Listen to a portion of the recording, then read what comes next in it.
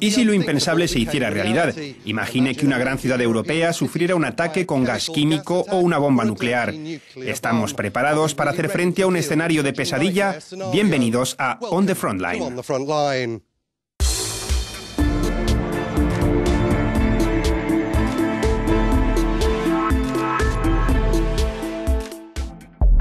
Desde ataques terroristas masivos a grandes catástrofes naturales o provocadas, la historia nos muestra lo difícil que es predecir y mucho menos prevenir tales desastres. ¿Pero qué hacer cuando sucede lo peor? Limitar el impacto potencial de este tipo de eventos devastadores es una prioridad para la seguridad tanto a nivel nacional como para la Unión Europea. Simulacros como este, recientemente organizados en Bélgica, tienen ese objetivo. En este ejercicio participaron equipos de emergencia de toda Europa. Aumentar la solidaridad y la cooperación en los países es esencial para dar una respuesta efectiva a amenazas cada vez más complejas y transfronterizas. Cada país tiene tiendas, podemos unirlas unas con otras, pero sobre todo hacen falta médicos, enfermeras y material. Tenemos tiendas, pero lo que más hace falta es personal médico para tratar a las víctimas. Una respuesta rápida es vital en momentos de vida o muerte, sobre todo si un país se ve desbordado tras un ataque químico, biológico o algo peor. Por lo tanto, una mejor prevención de desastres entre los diferentes estados europeos es clave, pero también plantea la siguiente pregunta: ¿cómo pueden efectivamente diversos países con prácticas, equipos y hasta idiomas diferentes funcionar juntos? ¿Es útil a nivel práctico? Sí, es muy útil porque podemos aprender mucho con ejercicios como este. Lo principal es la comunicación. Somos todos europeos, podemos hablar con nuestros colegas y conocer mejor sus métodos. Tratamos de encontrar soluciones para trabajar juntos. Ese es el punto más importante de este ejercicio. El ataque de gas sarín en el metro de Tokio en 1995 es hasta ahora la única vez en la historia reciente en la que un grupo terrorista atacaba una gran ciudad con armas químicas. La gente en el metro de la capital nipona fue presa del pánico. El atentado se cobró la vida de 13 personas y decenas de otras resultaron gravemente heridas. Dr. Jamie Shea, permítame empezar con usted. Es experto de la OTAN en seguridad. ¿Es solo una cuestión de tiempo que veamos algo parecido a lo que sucedió en Japón en la década de los 90? ¿Podría suceder algo similar en una ciudad importante de Europa, que sufriera un atentado con bomba o un ataque químico? No creo que sea inevitable, claro que no. Pero sabemos por informes de servicios de inteligencia que algunas organizaciones terroristas como Al-Qaeda o Estado Islámico, en este momento en Siria e Irak, han mostrado interés en apoderarse de armas químicas o biológicas e incluso en tener un potencial nuclear. Pero querer hacerlo no significa que puedan hacerlo, y no olvide que cuando se trata de terrorismo se obtiene mucha publicidad, como vimos el año pasado en el sur de Londres, cuando con un simple machete mataron a un soldado. Los terroristas no tienen que utilizar grandes medios para generar el tipo de publicidad que buscan. Sí, pero hay pruebas de que en Siria se utilizaron armas químicas en los últimos 2 años. ¿No es ingenuo pensar que esto no podría suceder en Europa? No me parece ingenuo en absoluto.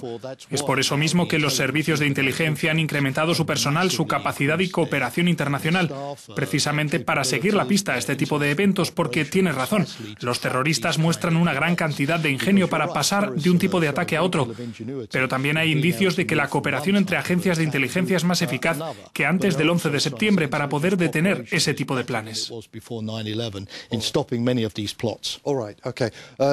Luc Rombaud, usted es experto en gestión de crisis. ¿Europa está preparada para hacer frente a un ataque a gran escala como el del 11 de septiembre o incluso una catástrofe como la de Fukushima? ¿Que si Europa está preparada? Yo creo que ningún país ni comunidad lo puede estar, porque si consideramos las proporciones de lo que podría suceder en términos de riesgos, amenazas, incidentes y consecuencias, es totalmente imposible prepararse para cualquier eventualidad.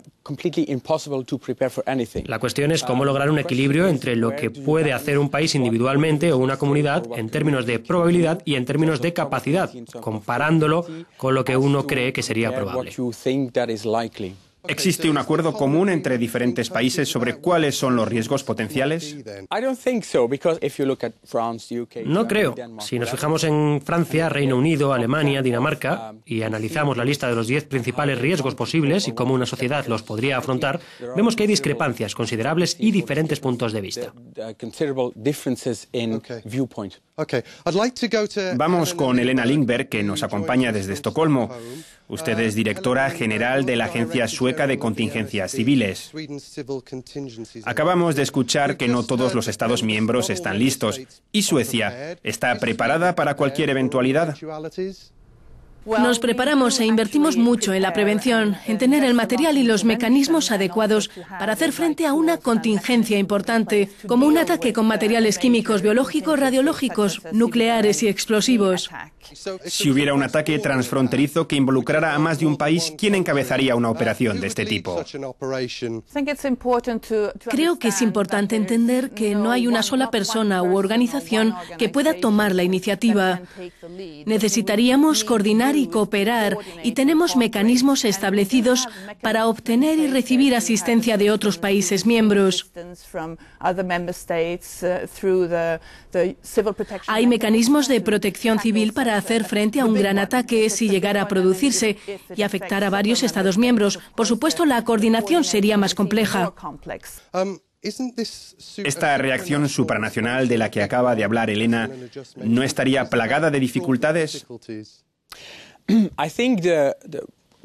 Desde el punto de vista operativo, ante un eventual ataque a gran escala, el problema es que hay que responder de inmediato. Las iniciativas y ejercicios de la Comisión Europea y de la Unión Europea van en ese sentido, pero aún estamos lejos de tener la respuesta ideal. Si ocurriera algo, ¿cómo podríamos reaccionar globalmente, incluso sabiendo que la ayuda internacional llegará demasiado tarde?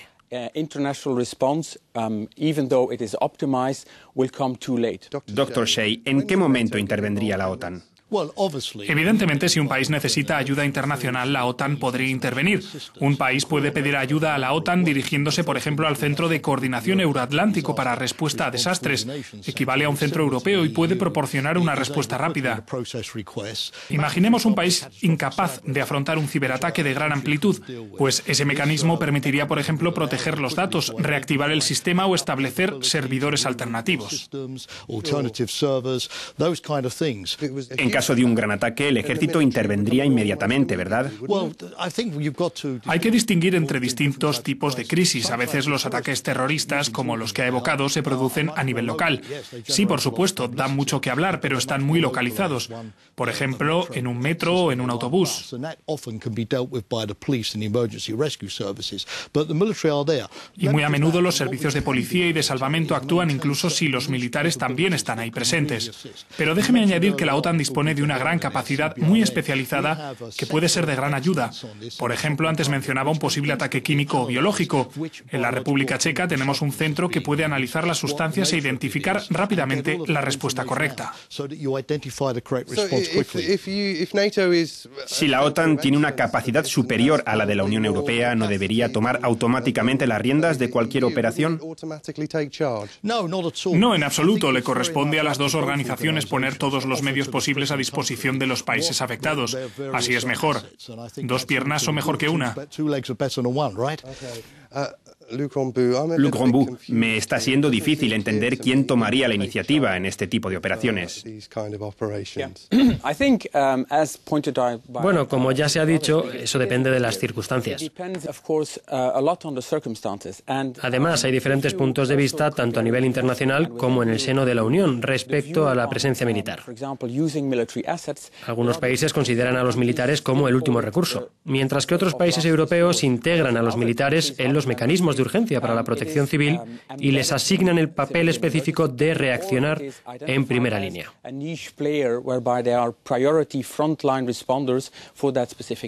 Elena Lindberg, ¿no existe el peligro de caer en una situación de caos? Hablaba usted de coordinación, pero me parece que podría ser bastante caótico. Si ha habido un entrenamiento y cada cual sabe qué ha de hacer y cuál es su responsabilidad, no tiene por qué ser caótico. Al revés, sería más caótico si una sola organización fuese responsable de todo. Al contrario, se necesitan múltiples esfuerzos. Primero hay que evaluar la situación global, ver dónde están los problemas y qué mecanismos hay que poner en funcionamiento para enseguida aportar ayuda al país que lo necesite.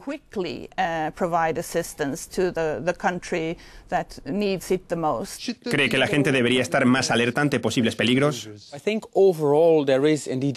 Efectivamente, hace falta que la sociedad, la industria y la sociedad civil tomen conciencia de cómo hay que reaccionar cuando hay un desastre, cómo ayudar a los servicios de urgencias y también cómo reducir nuestra vulnerabilidad. Helena Lindberg, ¿qué hace Suecia para que los ciudadanos sean conscientes de los riesgos? Este es un problema al que se enfrentan muchos países. ¿Cómo aumentar la toma de conciencia entre la gente sin meterle miedo a nadie? De hecho, nuestras sociedades son vulnerables y hemos de reforzar nuestra capacidad de resiliencia.